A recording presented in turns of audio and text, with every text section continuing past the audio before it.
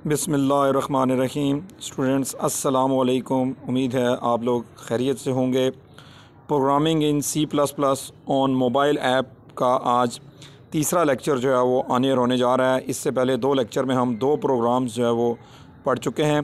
इसमें एक प्रोग्राम जो है वो यूज़र से 3 नंबर लेता था और उसमें से लार्जर नंबर जो है वो प्रिंट करता था, जबकि दूसरे प्रोग्राम में हमने स्विच स्टेटमेंट की मदद से जो है वो कैलकुलेटर का कोड जो बनाया था, और कैलकुलेटर हमारे 4 फंक्शन प्लस, माइनस, डिवाइड और मल्टीप्लाई जो परफॉर्म करता था। आज के इस लेक्चर जो है ये दो प्रोग्राम्स पर मुश्तमिल होगा और दोनों ही बड़े इंपॉर्टेंट प्रोग्राम हैं इम्तहानी नुक्ता निगाह से भी, फिर चाहे वो इम्तहान प्रैक्टिकल का हो या वो इम्तहान जो है वो आपका जो है थ्योरी का पेपर हो। ये कोड जो है वो अक्सर जो है वो जो प्रोग्राम में आते हैं। तो आज का जो पहला प्रोग्राम आपको ये नज़र आ रहा है, प्रोग्राम नंबर 3 है, जिसमें क्या है, write a program that inputs a number from user and display the table of that number using while loop. Student, इस प्रोग्राम में ये कहा गया है कि आपने एक कोड बनाना है जो यूज़र से एक सिंगल नंबर लेगा। तो इसका मतलब है कि आपके कोड के अंदर कितने वेरिएबल यूज़ होंगे, एक ही वेरिएबल यूज़ होगा, और वो न्यूमेरिक टाइप का वेरिएबल होगा, इंटीजर टाइप का वेरिएबल होगा।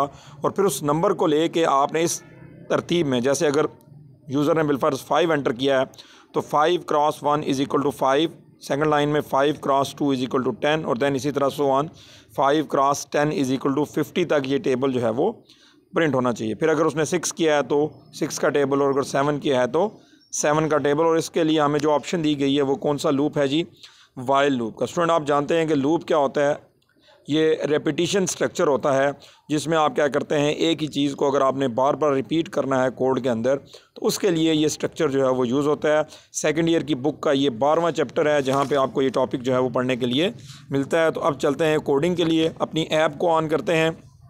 स्टूडेंट, काफ़ी सारे स्टूडेंट जो है उनका मुझे रिस्पॉन्स भी आया है और वो काफ़ी खुश हैं, क्योंकि इससे पहले वो लोग जिनके पास कंप्यूटर अवेलेबल नहीं था वो सी को सिर्फ बुक के अंदर ही देख सकते थे, उसका प्रैक्टिकल परफॉर्म नहीं कर सकते थे। तो इस ऐप की मदद से हमें ये फ़ायदा हो गया है कि हम जो है वो अपना कोड जो है वो ना सिर्फ उसको टाइप कर रहे हैं बल्कि उसकी आउटपुट भी देख रहे हैं। तो मेरी आपसे गुजारिश है कि आपके जितने भी जानने वाले हैं जो चाहे स्टूडेंट हैं या सी प्रोग्रामिंग सीखना चाहते हैं, फिर चाहे वो किसी कॉलेज के स्टूडेंट हैं या यूनिवर्सिटी के स्टूडेंट हैं, आप इस लेक्चर को ज़्यादा से ज़्यादा शेयर करें। अगर आप उस्ताद हैं तो अपने स्टूडेंट्स को शेयर करें ताकि ज़्यादा से ज़्यादा जो है वो लोगों तक ये मालूमात जो पहुँचें और वो इसका फ़ायदा जो उठा सकें। तो आज के कोड की, पहले प्रोग्राम के कोड की तरफ बढ़ते हैं। हमने यूज़र से एक वैल्यू लेनी है, तो हम, क्योंकि वो न्यूमेरिक वैल्यू है, तो मैं डेटा टाइप क्या रख रहा हूँ, इंटीजर, और मैं अपने वेरिएबल का नाम रख रहा हूँ जी, जिसके अंदर मैं वैल्यू सेव करूँगा उसका नाम रख रहा हूँ एक्स।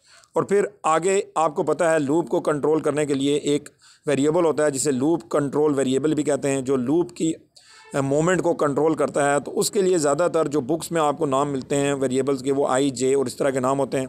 तो मैं अपने वेरिएबल का नाम रख लेता हूँ जी आई, और इसको इनिशलाइज जो है वो मैं करवा देता हूँ, और इसकी इनिशियल वैल्यू मैं रख रहा हूँ जी 1। यानी लूप की इनिशियल वैल्यू कहाँ से स्टार्ट होगी, 1। ये 1 इसलिए मैंने इसलिए रखा है कि मेरा टेबल जो है वो 1 से स्टार्ट हो रहा है। अब ये x की वैल्यू कहाँ से आएगी, x की वो वैल्यू है जो यूज़र ने हमें बतानी है कि उसको किस नंबर का टेबल जो है वो चाहिए। तो उसके लिए आपको पता है कि वैल्यू लेने के लिए हम क्या करते हैं, एक प्रिंट एफ और एक स्कैन एफ लिखते हैं। तो प्रिंट एफ के अंदर मैं लिखूँगा जी, कोई ऐसा लेबल लिखूँगा जिससे उसको पता लग जाए कि ये प्रोग्राम करता क्या है। तो प्लीज़ एंटर अ नंबर, एक नंबर एंटर जो करें किसके लिए, फॉर टेबल, टेबल के लिए, और आगे मैं इक्वल का साइन डाल देता हूँ खूबसूरती के लिए। अब हम इससे नीचे वाली जो लाइन में जो जंप करेंगे और वहाँ पे हम क्या इस्तेमाल करेंगे जी, स्कैन एफ जो लिखेंगे इसका, और स्कैन एफ जो वैल्यू जो कहाँ किस में सेव करेगा, एक्स के अंदर सेव करेगा। तो SCANF स्कैन एफ। ये नीचे हेल्प भी आ गई है। हेल्प के ऊपर जब क्लिक करते हुए स्टूडेंट ध्यान दिया करें, मैं अक्सर जब रिस्पांस में मुझे जो कोड जो वापस आता है तो वहाँ पे गेट ch कैर लिखा होता है। वो इसलिए लिखा होता है कि जब आप गेट ch लिखते हैं तो हेल्प में जो फंक्शन आ रहा है, देखें मैं यहाँ पे गेट ch लिखा, तो हेल्प में नीचे जो फंक्शन आ रहा है वो क्या है, गेट CHAR आ रहा है। तो ये आपने फंक्शन आपने कौन सा लगाना है, गेट ch। तो लिहाजा ये जहन में रखें। तो ये इसका सेमीकोलन हो गया। आप इसके डबल कोड के अंदर क्योंकि इंटीजर वैल्यू है तो हम कौन सा फॉर्मेट स्पेसिफायर यूज़ करेंगे जी हाँ, %d, और फिर डबल कामों के बाद अक्सर स्टूडेंट यहाँ गलती कर देते हैं, डबल कामों के बाद जो कॉमा नहीं लगाते, ये आपने कॉमा लगाना है और फिर जिस वेरिएबल में आपने वैल्यू सेव करनी है उसके नाम के साथ हम क्या लगाएंगे जी, उसके नाम से पहले एंड लगाएंगे, क्योंकि ये एंड जो है उस लोकेशन का एड्रेस है। ये बेसिकली क्या है, हम उसको एड्रेस बता रहे हैं मेमोरी के अंदर जहाँ पे ये वेरिएबल क्रिएट हुआ हुआ है 2 बाइट लेके। अब यहाँ पहुँचने तक क्या होगा, वैल्यू इसके अंदर सेव हो चुकी होगी। अब हमने क्या करना है, अपनी असल फंक्शनैलिटी स्टार्ट करनी है। यानी इस कोड को अगर मैं चला के आपको दिखाऊँ तो स्क्रीन पे लिखा हुआ आएगा प्लीज़ एंटर अ नंबर। सो मैं अगर यहाँ पे 7 एंटर करता हूँ या 8 एंटर किया है तो अभी क्योंकि आगे मैंने कुछ नहीं किया तो ये वैल्यू लेके ये प्रोग्राम जो बंद हो रहा है। अब यहाँ से एक्चुअल आगे मैंने काम स्टार्ट करना है और मुझे कहा गया था कि आपने लूप बनाना है किसकी मदद से, वाइल की मदद से। तो आपको पता है कि वाइल से पहले वाइल के वेरिएबल की इनिशियलाइजेशन करवानी होती है, वो ऑलरेडी मैं लाइन नंबर 5 में i = 1 के ज़रिए कर चुका हूँ। अब वाइल के अंदर मैं कंडीशन लगाऊंगा कि ये वाइल जो लूप है ये तब तक चलता रहे जब तक i की वैल्यू जो है वो छोटी रहती है, यानी उससे छोटी रहती है और बराबर हो जाती है, छोटी रहती है या बराबर हो जाती है किसके, 10 के, क्योंकि हमने टेबल को कहाँ तक जो प्रिंट करवाना है, 10 तक। तो इक्वल अगर नहीं डालूंगा तो फिर क्या होगा, ये टेबल जो 9 तक ही प्रिंट होगा। ठीक है, ये चीज़ जो ज़हन में रखिएगा। तो अब यहाँ पे कुछ लोग ये गलती करते हैं कि यहाँ पे सेमीकोलन लगा देते हैं। वाइल के फ़ौरन बाद अगर आपने सेमीकोलन लगा दिया तो फिर वाइल का फ़ायदा ही नहीं है, वाइल का असर ही जो ख़त्म हो जाएगा। तो लिहाजा इस चीज़ का भी आपने ध्यान रखना है। अब वाइल की ब्रैकेटें जो है वो पहले ही लगा लिया करें। अक्सर लोग ये करते हैं कि ब्रैकेट स्टार्ट तो करते हैं लेकिन उसको क्लोज़ नहीं करते। अब क्या होगा, जब ये लूप के अंदर आएगा तो मैं उसे कहूँगा कि भाई प्रिंट एफ करो, ठीक है जी। और प्रिंट एफ के अंदर मैं स्टार्ट कर रहा हूँ जी कि आपने क्या करना है, हमें जो आउटपुट चाहिए, अगर आप उसकी तरफ आएँ तो हमें आउटपुट में ये चाहिए जी कि 5 लिखा हुआ है, फिर उसके बाद क्रॉस या x लिखा हुआ है, फिर 1 और फिर 5। आपको पता है ये जो 5 है ये वो वैल्यू होगी जो x में सेव हुई हुई है, जबकि 1 2 3 ये कहाँ से आ रहे हैं, ये हमारा लूप जो प्रिंट करवाएगा। तो लिहाजा ये सारी चीज़ें %d, तो हमारे इस प्रिंट एफ के अंदर 3 %d लगेंगे, ठीक है जी। एक 5 के लिए, एक 1 2 3 के लिए और एक फिर आगे मल्टीप्लाई जो कर के लिए उसके लिए %d। तो मैं कोड में वापस आता हूँ। तो पहला %d, उसके बाद x, क्योंकि वो क्रॉस की जगह x जो ज़्यादा खूबसूरत लगेगा, आप चाहें तो स्टेरिक भी लिख सकते हैं, तो मैंने क्रॉस लिख दिया क्योंकि ये ज़रब से ज़्यादा मिलता जुलता है। फिर %d, फिर उसके बाद हमने इक्वल का साइन जो प्रिंट करवाना है, तो ये इक्वल का साइन, और फिर उसके बाद तीसरी वैल्यू भी जो है वो %d उठाएगा। अब ये पहला %d जो है उसके लिए आप जो है वो उसका वेरिएबल बताएंगे कॉमा लगा के। तो ये मैंने कॉमा लगाया, पहला %d जो भी हम पहला वेरिएबल लेंगे उसकी वैल्यू लिखेगा। तो हमने %d जो है ये 5 है, तो 5 किसके अंदर सेव हुआ है, x के अंदर। फिर अगला जो %d है वो कहाँ से वैल्यू उठा रहा है, वो 1 2 3, और ये 1 2 3 अगर आप देखें तो ये i की मदद से आ रहा है, तो ये दूसरी वैल्यू i से उठेगी। और तीसरी वैल्यू में क्या हो रहा है, इन दोनों को मल्टीप्लाई करना है, यानी 5 और जो 1 आया है या 2 आया है उसको इससे मल्टीप्लाई करना है। तो हम क्या करेंगे, 5, और मल्टीप्लिकेशन के लिए हमारे पास क्या होता है जी, स्टेरिक का जो सिंबल होता है, और ये क्या है जी, i। तो ये क्या हो रहा है, हम उसको कह रहे हैं कि भाई एक लाइन में x की वैल्यू, फिर i की वैल्यू, फिर इक्वल के बाद दोनों को मल्टीप्लाई करके दे दो, और इसके एंड में मैं क्या कर रहा हूँ, \n लगा रहा हूँ नई लाइन में आने के लिए, ठीक है जी। कुछ लोग /n लगा देते हैं, /n नहीं होता, \n होता है, और ये डबल कामों के अंदर होता है। अब आपको पता है कि लूप को इंक्रीमेंट भी करना पड़ता है, तो लूप की इंक्रीमेंट के लिए मैं यहाँ पे क्या करूँगा, i, और i के साथ क्या लिखूँगा जी, ++। ये कितने की इंक्रीमेंट कर रहा है, 1 की इंक्रीमेंट कर रहा है। तो यूँ हमारा ये कोड जो है वो कंप्लीट हो गया। अब आपके सामने मैं इसको रन करके दिखाता हूँ। तो ये देखें, वो मुझसे वैल्यू मांग रहा है कि कौन सा टेबल आपने जो प्रिंट करवाना है। तो मैं कहता हूँ जी 5 का टेबल प्रिंट करो। जो ही मैं एंटर करता हूँ, ये देखें 5 का टेबल जो है वो प्रिंट हो गया। अब ये 555 जो है कहाँ से आ रहा है, अगर आप कोड में आएँ तो ये 5 मैंने उसको जो दिया है वो किस में सेव हो गया है, यहाँ पे लाइन नंबर 7 में x में सेव हो गया। जबकि ये जो है i की स्टार्टिंग वैल्यू जो पहली दफ़ा कितनी है, 1, फिर जब दूसरी दफ़ा इंक्रीमेंट होगी तो 2 भी क्योंकि 10 से छोटा होता है तो ये लूप के अंदर आ जाएगा, और यहाँ पे क्या प्रिंट होगा, 2, फिर तीसरा 1 2 3, और ये आखिरी जो है ये मैंने क्या किया है, दोनों को मल्टीप्लाई करके। क्योंकि अगर आप ये आखिर में देखें, यहाँ पे मैंने 4 का टेबल प्रिंट करवाया तो ये 4, 8, 12, 16 ये क्या हो रहा है, पहली दो वैल्यू आपस में मल्टीप्लाई हो रही है ना। तो ये मैंने आखिर में जो है वो, अगर आप जो देखें तो ये जो मैंने आखिर में लिखा है x क्रॉस आई जो है वो लूप की वैल्यूज़ हैं, जबकि x वो वैल्यू है जो यूज़र ने हमें दिया। तो यूँ ये हमारा कोड जो है वो कंप्लीट हो गया। इसमें स्टूडेंट अक्सर जो गलतियाँ करते हैं वो यहाँ पे सेमीकोलन लगा देते हैं वाइल के फ़ौरन बाद। अब देखें मैं यहाँ पे अगर वाइल के फ़ौरन बाद जो है सेमीकोलन लगाते हैं और देखते हैं कि इसके रिज़ल्ट का क्या फ़र्क पड़ता है। जैसे कि मैंने 5 का टेबल उससे जो मांगा, तो अब ये लूप जो है वो एंड ही नहीं हो रहा क्योंकि वो लूप में घुस ही नहीं रहा अंदर, ठीक है। तो उस वजह से चीज़ें जो हैं वो आप कहेंगे कि मैं वैल्यू एंटर कर रहा हूँ लेकिन इससे कुछ हो नहीं रहा। तो कुछ हो कैसे कि आपने लूप को इधर जो रोक दिया, ठीक है जी। तो अब आप ये देखें कि लूप अगर मैं कोई भी उसको नंबर देता हूँ, से मैं उसको 20 नंबर देता हूँ, तो अब ये 20 का टेबल जो प्रिंट करेगा, ठीक है जी। क्लियर है। कुछ लोग यहाँ पे इंक्रीमेंट के बाद ये देखें ये कितनी है, लाइन नंबर 11 है ना, इसके सेमीकोलन मैंने नहीं डाले, ठीक है जी। तो अब भी ये क्या होगा, एरर आएगा। अगर आप गौर से देखें तो कहता है लाइन नंबर 12 में आखिरी जो लाइन को देखें, उप्स के नीचे जो आखिरी लाइन लिखी हुई है, कॉलम 12(1) एरर एक्सपेक्टेड बिफोर, क्या एरर एक्सपेक्टेड है, सेमीकोलन बिफोर। ये जो आपकी लाइन नंबर 12 है, लाइन नंबर 12 में हम चलते हैं, कहता है ये जो लाइन है इससे पहले, इस निशान से पहले एक्सपेक्टेड है क्या जी, सेमीकोलन। ये भी उसने बताया कि क्या एक्सपेक्टेड है। तो यहाँ स्टूडेंट आपको ये भी बता दूँ कि ये ऐप इतनी हेल्पफुल है कि अगर यही कोड में टर्बो सी में लिखता तो सिर्फ वो लाइन नंबर बता देता है कि फ़लाँ लाइन में एरर है। यहाँ ये आपको चीज़ें बताती भी है। सेमीकोलन का तो खैर वहाँ वो बता देता है, लेकिन और जो बाकी मानदा एरर हैं वो बताता नहीं है। लेकिन इस ऐप में मैंने देखा है कि ये आपको ना सिर्फ लाइन नंबर बताती है बल्कि ये भी बताती है कि कौन सी चीज़ वहाँ पर आपने गलत लिखी हुई है या मिसिंग है। तो यूँ ये हमारा पहला कोड जो स्टूडेंट कंप्लीट हो गया।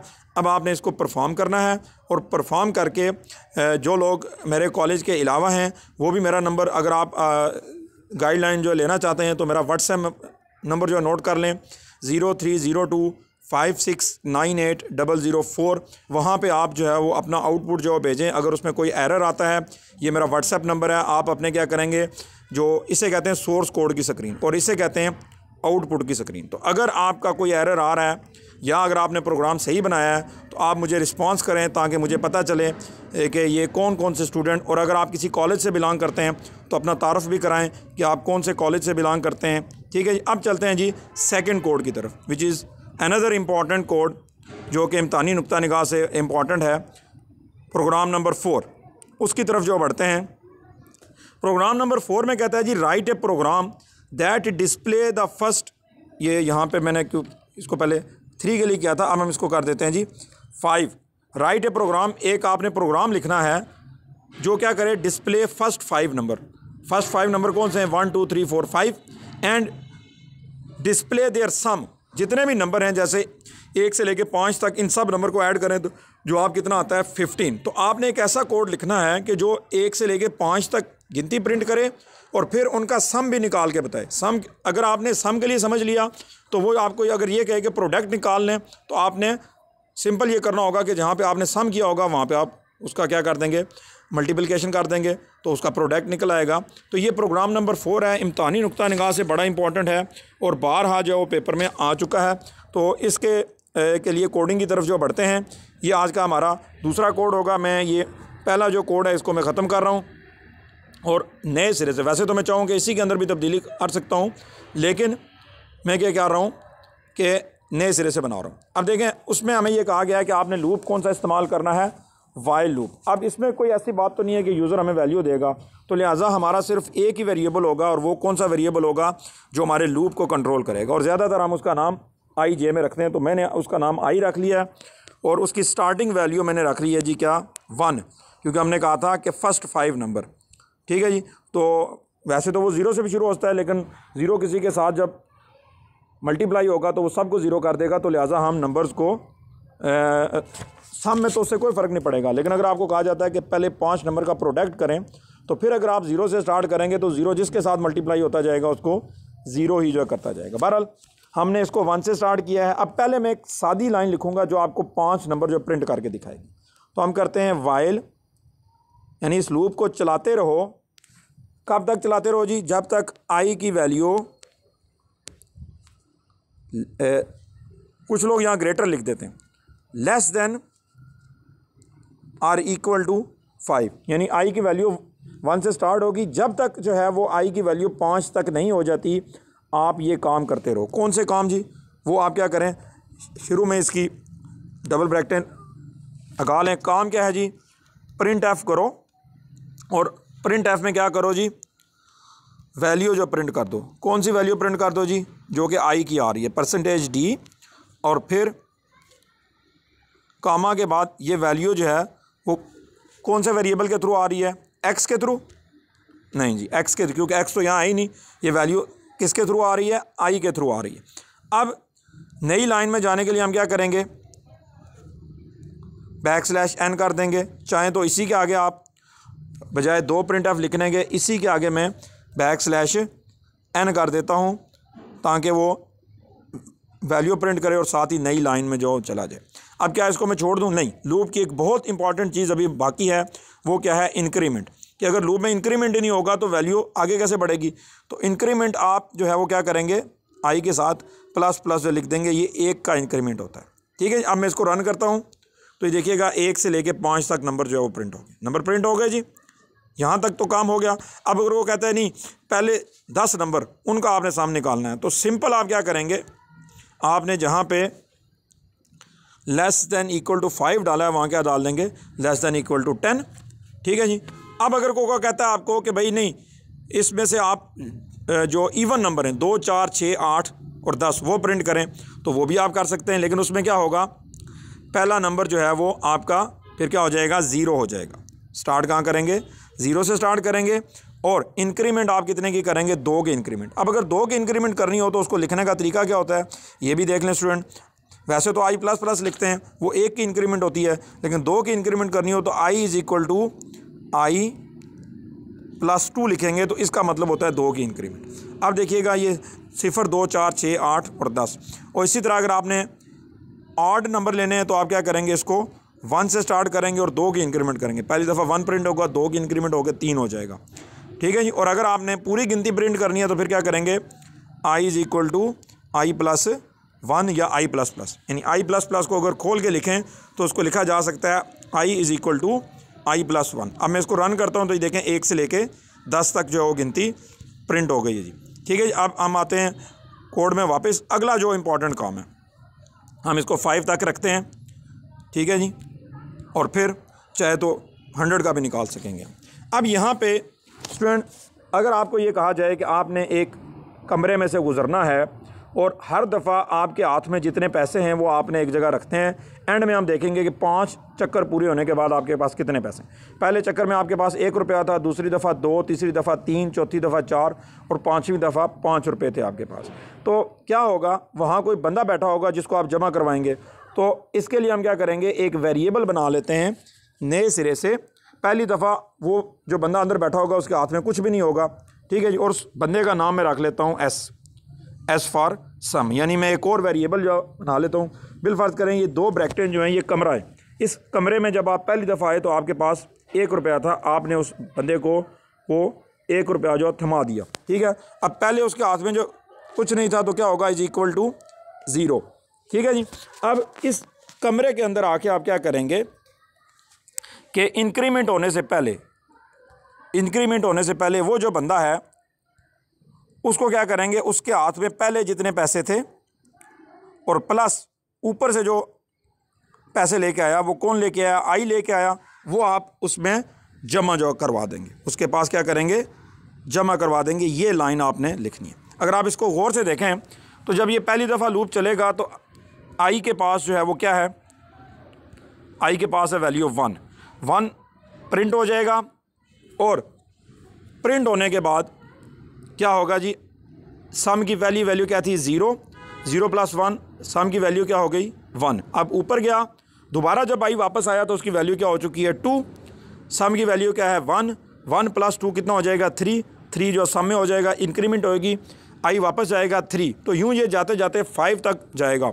और सारी जो ऊपर से वो वैल्यूज़ लेके आ रहा है वो सारी जो किस में जमा हो गई हैं? सम के अंदर। यानी अब जब ये लूप टूटेगा, और ये कब टूटेगा? जब आई की वैल्यू 6 हो जाएगी, तो जितनी भी वैल्यूज़ आई थी वो सारी जमा होकर जो किस में पहुंच गई हैं? सम के अंदर।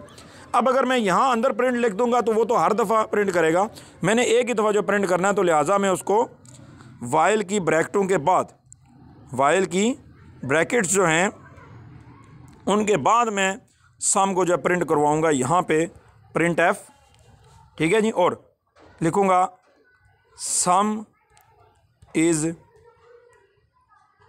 इक्वल टू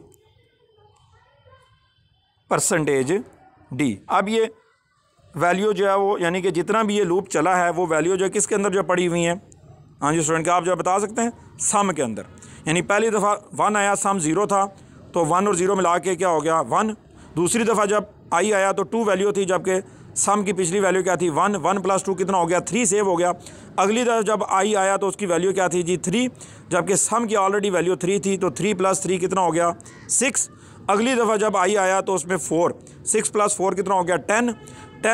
अगली दफ़ा जब आई आया तो वो 5 था, और सम की पिछली वैल्यू क्या थी 10 + 5 कितना हो गया 15। और अगली दफ़ा जब आई की वैल्यू 6 हो गई तो लूप ही टूट गया, तो सम में कितना सेव हो चुका है 15। तो जब हम इसको प्रिंट करवा देंगे तो ये प्रिंट हो जाएगा। अब देखिएगा, अब इसको देखते हैं वो क्या कह रहा है। उसने कहा जी कोई गलती है, गलती क्या है वो भी देख लेते हैं। कहता है लाइन नंबर 9 के अंदर सम अनडिक्लेयर्ड, हाँ हमने वेरिएबल इस्तेमाल किया है सम, जबकि ऊपर उस वेरिएबल का नाम क्या रखा है एस, तो हम उस वेरिएबल का नाम जो है वो चेंज कर देते हैं सम, ठीक है जी। वेरिएबल का नाम, क्योंकि हमने एस रखा हुआ था और नीचे हम वेरिएबल क्या इस्तेमाल कर रहे थे सम, तो दोनों का नाम अगर एक जैसा नहीं होगा तो कोई भी वेरिएबल जो डिक्लेयर ना हो आप उसको इस्तेमाल नहीं कर सकते। तो ये देखिएगा, अब इसका वो ना सिर्फ नंबर प्रिंट कर रहा है बल्कि उनको सम करके भी देख रहा है। और अगर आपको कहा जाता है कि पहले 5 नंबर का प्रोडक्ट निकालें तो कोई मसला नहीं, कहाँ पे तब्दीली होगी जी, आई के अंदर हम क्या करेंगे ज़रब लिखेंगे, नहीं, सम के यहाँ पे हम क्या कर देंगे प्लस के बजाय क्या कर देंगे स्टेरिक कर देंगे, तो ये मल्टीप्लाई करेगा। तो ये पहले 5 नंबर की मल्टीप्लिकेशन हम जो देख लेते हैं कि उसने क्या किया है। अच्छा, तो स्टूडेंट ये ऐसा क्यों हुआ है, ये इसलिए हुआ है कि सम की स्टार्टिंग वैल्यू हमने क्या रख दी है 0, तो 0 जब किसी भी नंबर के साथ प्रिंट हो रहा है, अब देखें ना ये इसने 0 दिया, आप कहें ये क्या हो गया जी 5 नंबर मल्टीप्लाई हो गए 0 कैसे आ गया। तो ये थोड़ा सा सोचने की बात है कि जिस नंबर से हमने शुरू किया था वो क्या था 0, तो 0 तो जब 1 से मल्टीप्लाई होगा 0 आ जाएगा, 2 से मल्टीप्लाई होगा, तो हमें सम की स्टार्टिंग वैल्यू अगर हमने प्रोडक्ट निकालना है तो सम की स्टार्टिंग वैल्यू कितनी रखनी पड़ेगी 1 रखनी पड़ेगी। तो अब देखिएगा वो उसका प्रोडक्ट निकाल रहा है, आप बेशक इनको ज़रब करके देख लें, जवाब 120 ही आएगा। तो इसी तरह आपको ये भी कहा जा सकता है कि आप 1 से लेके 10 तक जो नंबर का सम निकालें। तो फिर जब आपने सम निकालना है तो फिर आपने स्टार्टिंग वैल्यू क्या रखनी है 0 रखनी है, लूप की नहीं, उस वेरिएबल की जो आपके लिए चीज़ों को इकट्ठा कर रहा है, ठीक है ना। तो अब मैं इसमें क्या कर दूंगा जी प्लस जो लिखूंगा, तो ये 1 से लेकर 10 तक डिजिट्स प्रिंट करेगा और उनका सम भी निकाल के आपको बता देगा। ये बनता है जी 55। तो स्टूडेंट ये आज के 2 बहुत ही इम्पॉर्टेंट जो है वो प्रोग्राम थे जो हमने जो है वो देखे। होप सो आप इनको प्रैक्टिस जो है करेंगे। अगर आपने अभी तक अपने मोबाइल पे ऐप इंस्टॉल नहीं की तो हमारे इसी चैनल के ऊपर जो है वो एक लेक्चर पड़ा हुआ है, how to install mobile app for using C++ coding, वो आप जो है वो लेक्चर देखें और अपने मोबाइल के ऊपर ऐप इंस्टॉल करें। 4 प्रोग्राम हो चुके हैं, ये हमने सीरीज़ जो स्टार्ट की है, इंशाल्लाह हम पूरी बुक को जो है वो इसमें जो कवर करेंगे, जितने भी C++ के इंपॉर्टेंट प्रोग्राम्स हैं किसी भी टॉपिक के हवाले से हम उनको इंशाल्लाह जो है वो परफॉर्म जो है वो किया करेंगे। अगर आपका कोई क्वेश्चन है, वो लोग जो कि हमारे स्टूडेंट के कॉलेज के स्टूडेंट हैं, वो तो हम अपने व्हाट्सएप जो ग्रुप के अंदर जो है वो क्वेश्चन कर सकते हैं। बाकी लोग अगर आप अपने इस कोड के बारे में मुझे अपना रिज़ल्ट भेजना चाहते हैं या आप कोई क्वेश्चन करना चाहते हैं तो मेरा व्हाट्सएप नंबर जो नोट कर लें 030256980004। This is my WhatsApp number. इसके ऊपर आप अपने रिज़ल्ट्स भी मुझे भेजें कि आपका ये प्रोग्राम जो रन हुआ है, तो आप मुझे स्क्रीनशॉट जो भेजें ताकि मुझे अंदाज़ा हो कि कितने लोग इसको परफॉर्म कर रहे हैं, और आप अपना तारुफ भी कराएँ कि किस कॉलेज या किस यूनिवर्सिटी से आप जो है वो बिलोंग करते हैं। और अगर आपको ये लेक्चर अच्छा लगा है तो ना सिर्फ लेक्चर को लाइक करें बल्कि नीचे कमेंट्स में भी अपनी राय का इज़हार जो करें। आज के लिए इतना ही, दुआओं में याद रखिएगा। फ़ी अमानिल्लाह।